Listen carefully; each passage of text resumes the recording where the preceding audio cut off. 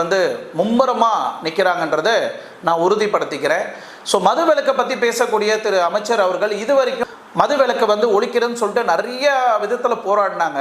ஆனால் இதுவரைக்கும் எங்கேயும் மதுவிலக்கு வந்து ஒழிக்கப்படலை.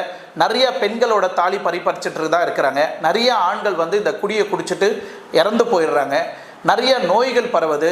இந்த மாதிரி ட்ரிங்க்ஸ் 24 மணி நேரம் நீங்கள் போய் மார்னிங் 4 மணிலேருந்து நீங்கள் பார்த்தீங்கன்னா காலை 4 மணிக்கெல்லாம் நீங்கள் போய் பார்த்தீங்கன்னா டாஸ்மார்க் சைடில் எல்லாம் குடிக்கிறதுக்கு வேலைக்கு போகாமல் எல்லாம் குடிக்கிறதுக்குன்னே காத்துட்ருக்குறாங்க உட்காந்துட்டு. அந்த அளவுக்கு மோசமாக இருக்கக்கூடிய இந்த தருணம். ஸோ அரசாங்கம் இவங்களை சார்ந்து என்ன நடவடிக்கை எடுக்கிறாங்க? கடைசியில் கொடுக்கக்கூடிய ஒரே ஒரு பேர் என்னன்னா, அவனுக்கு இவன் ஒரு குடிகாரன், இவன் ஒரு முழு நேரம் குடிகாரன், வேலை வெட்டியே கிடையாது, இவன் முழு நேரம் குடிகாரன் அப்படின்றாங்க. இந்த குடியை குடிக்க வைக்கிறது யாரு? அதே அரசாங்கம் தானே. இதே அரசாங்கம் குடியை குடிக்க வைக்கிறீங்க. இதே அரசாங்கம் அவனுக்கு கெட்ட பேரை கொடுத்து ஒரு குடிகாரன்னு சொல்றீங்க. மீறி அந்த குடியில போய்